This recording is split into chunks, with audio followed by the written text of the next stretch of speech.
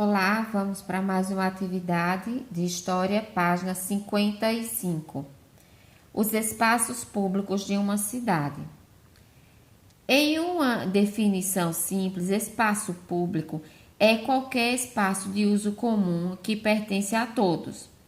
Existem os que são completamente livres ao acesso e alguns que, mesmo público, têm determinadas restrições. Dentre os espaços livres, podemos destacar 4 categorias. Veja.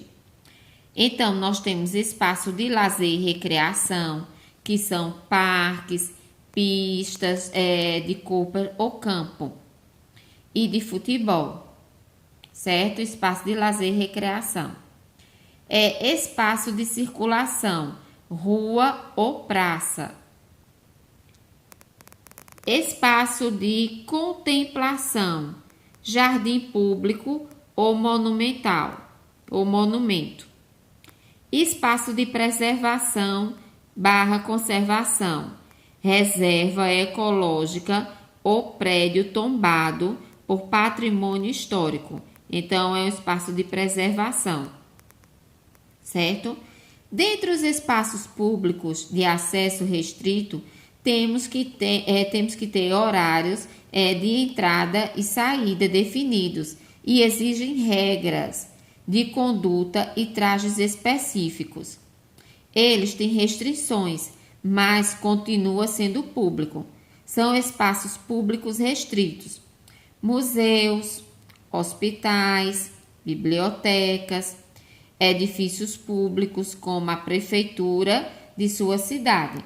Então, não quer dizer que por ser público, a pessoa pode entrar e sair a hora que quer. Não. Por ser público, que é um espaço livre de circulação de todos e que todos devem zelar por aquele patrimônio. Agora que tem certas restrições. Você tem o horário de entrada, tem a hora de saída, você tem várias regras, por exemplo, em um museu. Todo mundo pode entrar. Alguns não pagam, outros pagam uma taxa simbólica.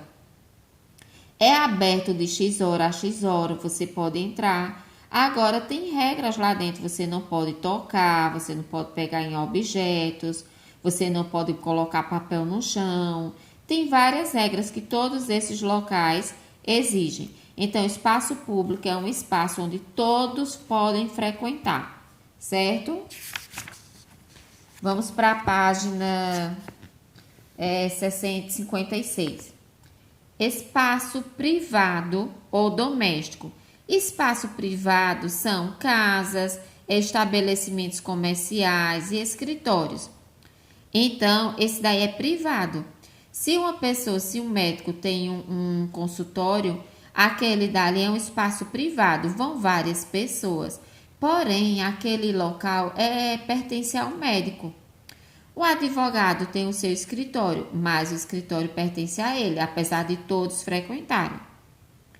Estabelecimento comercial, uma loja, ela é pública? Não, ela não é pública, ela é privada, porque aquela loja tem um dono.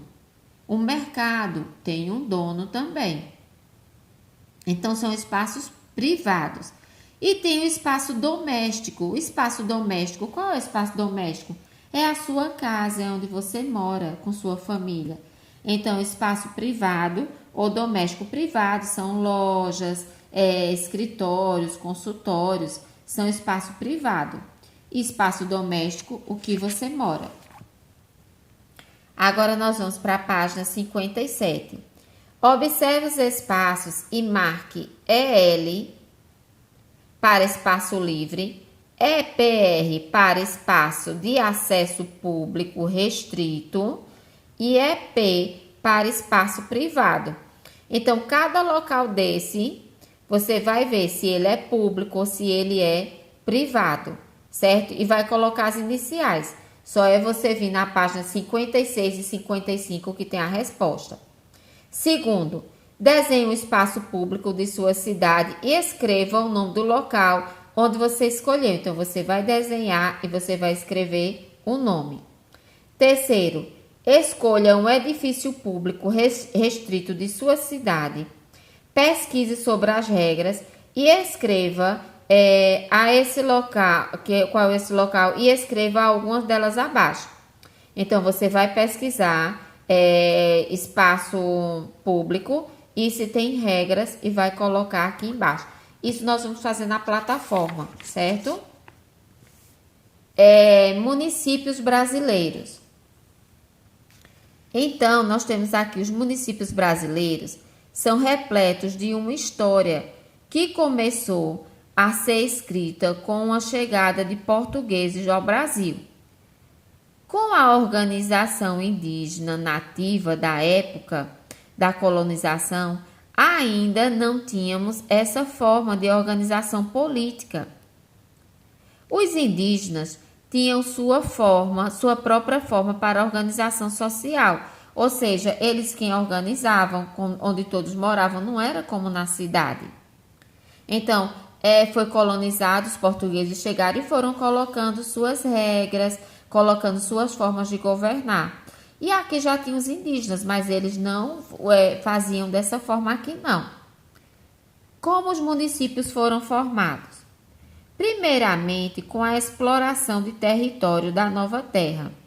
Eles foram formados que foram sendo criadas locais como a nossa cidade aqui, que foi colonizada, que foi construída devido a uma fazenda. Então, tem uma fazenda e foi construindo. Às vezes é uma cidade do litoral, foi colonizada por pescadores. Um pescador, mais outro, e foi formando a vila. Daquela vila foi crescendo, e eles criaram, ali já passaram a ser um município. Então, cada local tem a sua história de como ela foi criada, como ela surgiu. Quem conhece Bezerros teve uma forma de ser criada. Quem já foi para Maragogi, então, por ser uma cidade de litoral, de praia, possivelmente foi com os pescadores. Sempre com o litoral, os primeiros são os pescadores, porque vivem daquilo, da pesca e da venda para sua sobrevivência, certo? E Caruaru de uma fazenda. O primeiro município, a herança histórica dos municípios. A Vila de São Vicente, no litoral de São Paulo, foi o primeiro município a ser fundado pelos portugueses no território brasileiro, no ano de 1532. Antes da chegada dos portugueses, indígenas, tupinambás e outras tribos já ocupavam aquela região. Muitas são heranças históricas deixadas pelos nossos antepassados, pelos índios. Os municípios mais antigos geralmente têm um sítio histórico. O que é um sítio histórico? Um local onde se concentra toda a história, com casarões, com igreja, com casas, que fazem parte da história daquele local. Então, são chamados sítios históricos. O que é sítio histórico? O local onde tem história. Nós temos aqui, a Cidade Alta em Olinda, aqui no nosso estado de Pernambuco. Temos o sítio histórico de Tiradentes, em Minas Gerais. Temos também o Pelourinho, lá em Salvador, que tem muito, muito tempo. Então, tudo isso faz parte da história da cidade. Isso daqui é o sítio da história de Goiás, histórico de Goiás. Então, cada local tem uns que tem mais que outros, né? Mas toda cidade tem a sua história. Olha aqui. É importante lembrar que as construções dos municípios nem sempre foram pacíficas. Muitos foram ocupados por meio de guerras com os indígenas que já ocupavam o território. Então, os índios estavam lá, chegaram os portugueses, chegaram outras pessoas e tinham batalha para ficar com aquele lugar. E tinha muita guerra também. Em muitos municípios houve a necessidade de trazer pessoas escravizadas para morar ali e imigrantes também, para trabalhar nos serviços que precisavam ser feitos, então, como na lavoura, com madeira, na agricultura. Então, eles traziam a mão de obra. O que é a mão de obra? As pessoas para trabalharem ali. Após garantida a ocupação, os municípios começaram a sofrer mudanças de acordo com as condições sociais. Então, terminamos o conteúdo. Vamos para a atividade, que essa atividade vai ser colocada para casa, páginas 60 e 61.